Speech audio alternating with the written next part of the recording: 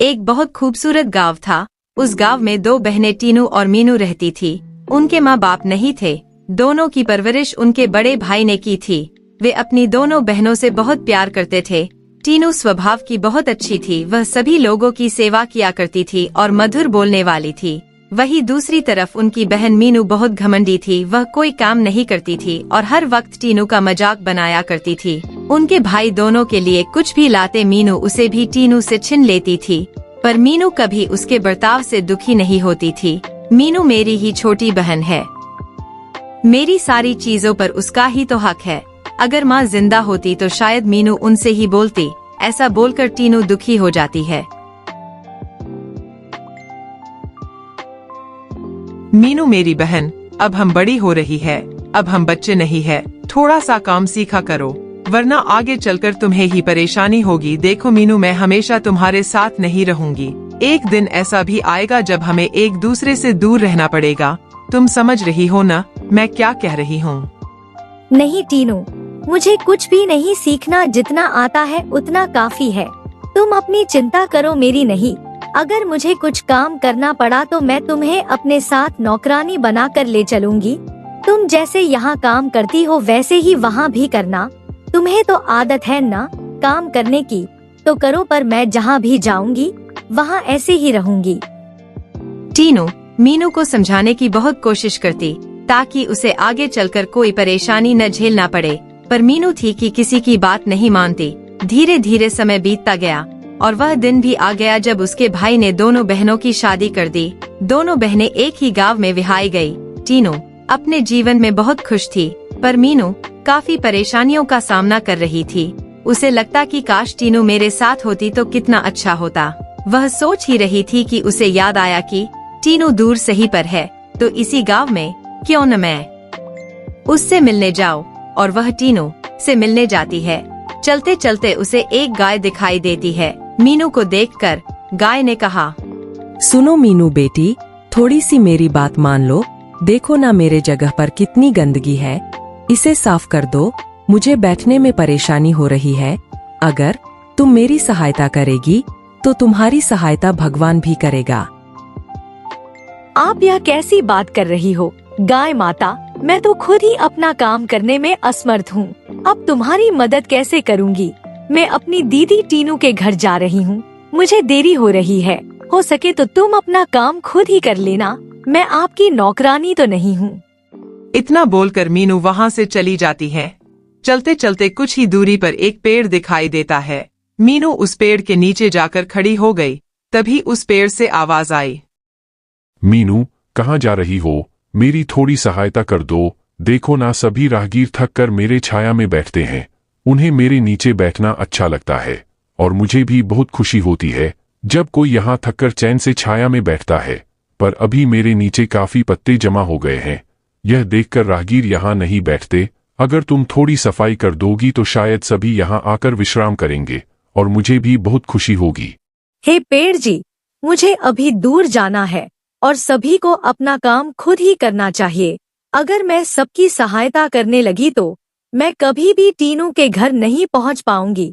इस रास्ते से बहुत लोग आते जाते हैं, आप उनसे बोल सकते हैं। पर मेरे पास काम की कोई कमी नहीं है। मुझे भी खुशी होगी अगर आप किसी और को काम करने को कहें। मुझे अभी जाना चाहिए, देर हो रही है।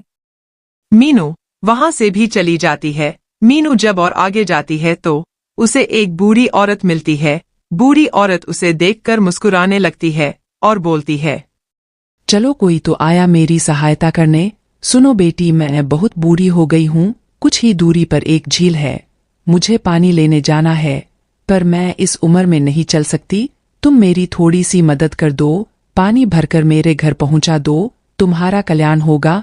मैं तुम्हें एक घड़े भरकर अनाज दूंगी।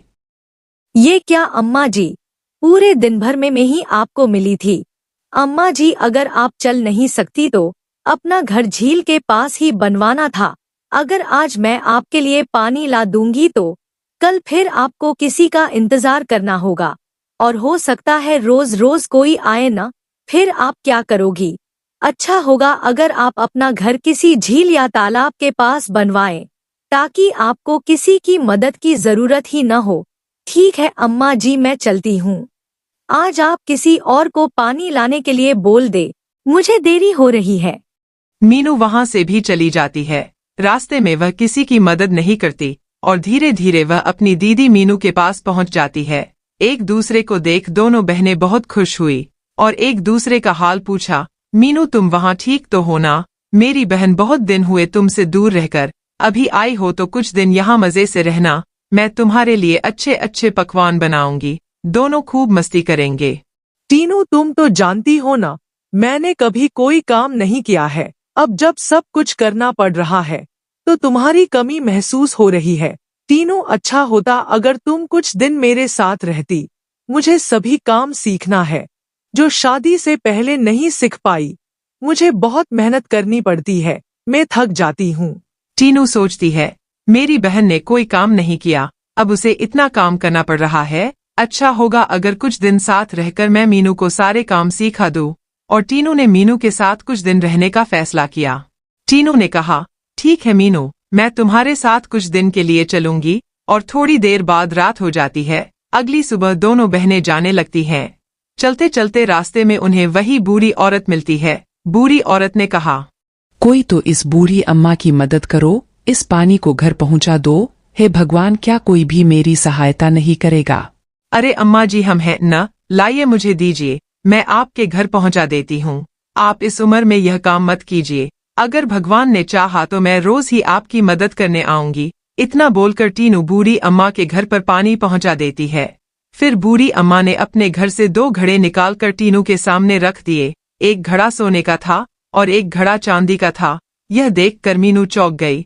उसे भी घड़े लेने की इच्छा हुई। अम्मा ने कहा, यह लो बेटी, यह तुम्हारा इनाम है।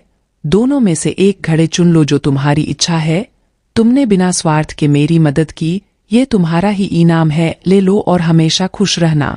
नहीं अम्मा जी, मुझे इनाम नहीं चाहिए, यह तो मेरा फर्ज है।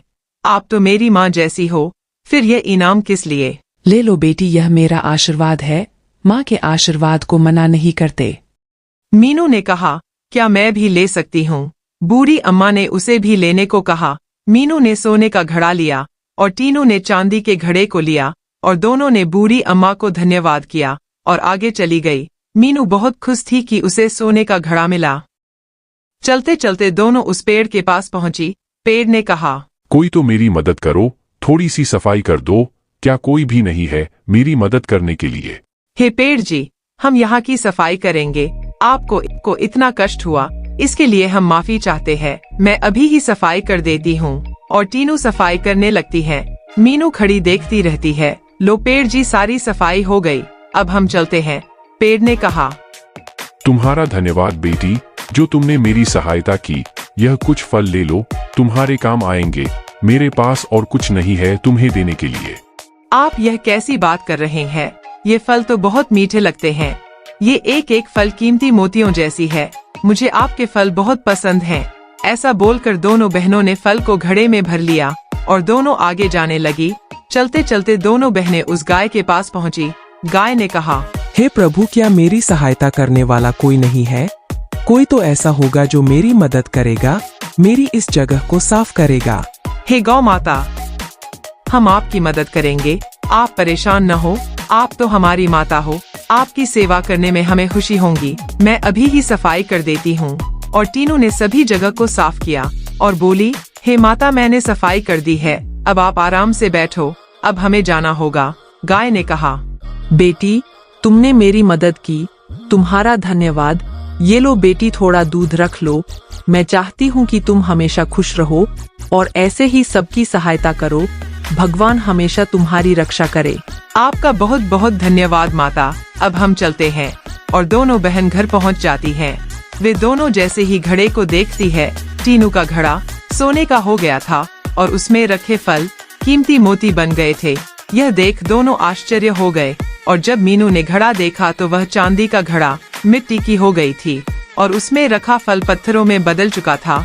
मीनू उदास हो गई, पर उसे समझ आ गया था कि नेकी करने से उसका फल अवश्य ही मिलता है, चाहे वह किसी भी समय मिले। मीनू ने जिंदगी का सबक सीख लिया था। उसे अपने किए पर पछतावा हुआ। टीनू ने कहा, मीनू, तुम्हें दिल से अपनी गलती का एहसास हुआ, यह बहुत बड़ी बात है। चलो अभी गौ माता के दूध को बर्तन में रखना है, तुम रख दो।